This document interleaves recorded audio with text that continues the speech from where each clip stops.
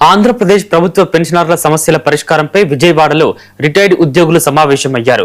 పెన్షనర్లకు బకాయిలు ఉన్న 9.1% డియర్నెస్ రిలీఫ్ ను వెంటనే విడుదల చేయాలని ప్రభుత్వాన్ని కోరారు. పీఆర్సీ కమిషన్ ను నియమించి వేతన సవరణ ప్రక్రియ ప్రారంభించడంతో పాటు 35% ఇంటరిమ్ రిలీఫ్ ప్రకటించాలని డిమాండ్ చేశారు. ప్రత్యేక పెన్షనర్ల డైరెక్టరేట్ ఏర్పాటు చేసి అదనపు పెన్షన్ సౌకర్యం పునరుద్ధరించాలని విజ్ఞప్తి చేశారు.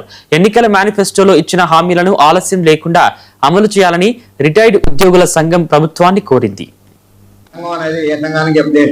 Andhra Pradesh Panchayati Raj rural development and engineering retired employees welfare association మా సంఘం 2020లో ప్రారంభించడం జరిగింది.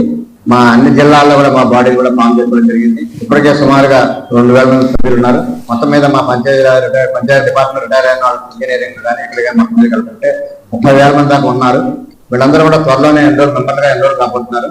ఈ సందర్భంలో మేము ప్రభుత్వానికి అన్ని సంఘాలు కాకుండా మా సంఘం యొక్క ప్రత్యేకత వేరే ఉంటుంది. ఇప్పుడున్న సంఘాలు పెన్షన్ సంఘాలు ఏంటంటే ఏదో ఒక ఎంప్లాయీస్ ఆర్గనైజేషన్ ఎఫిలియేట్ అయ్యి ఉంది. సరే మా సంఘం అనేది ఏ సంఘానికి ఎఫిలియేషన్ కాదు. మేము స్వతంత్రంగా మా అభిప్రాయం క్లియర్గా చెప్తామండి. అట్ ద సేమ్ టైం వేరే సంఘాలతో కూడా మీ అభిప్రాయ భేదాలు ఏమి లేవు.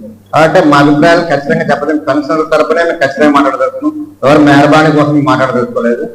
ఈ పెన్షన్ సంబంధించి మాట్లాడేటప్పుడు నేను మా సోదరులకి పెన్షన్ ఉద్యోగ సంఘ నాయక సోదరులకి ఉద్యోగ సంఘ నాయక సోదరులకి పెన్షన్ సంఘ నాయక సోదరులకి నా ముఖ్యమైన విజ్ఞప్తి అంటే దయచేసి మీరు ప్రభుత్వం పిలిచినప్పుడు మాట్లాడినప్పుడు 21 సంఘాలు 20 డిమాండ్ పట్టుకెళ్ళి చేయడం వలన మనకి ఒకే ఒక్క డిమాండ్ అవ్వట్లేదు. అందులో పెన్షనర్కి ఒక్క డిమాండ్ కూడా అవ్వట్లేదు.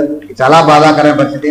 కాబట్టి దయచేసి ఈ పెన్షనర్ సంబంధించిన ఇష్యూస్ మీద పెన్షనర్ సంఘాలు ఖచ్చితంగా ప్రభుత్వం నుంచి వాళ్ళకి డిమాండ్ల మీద సాధించుకోవడానికి.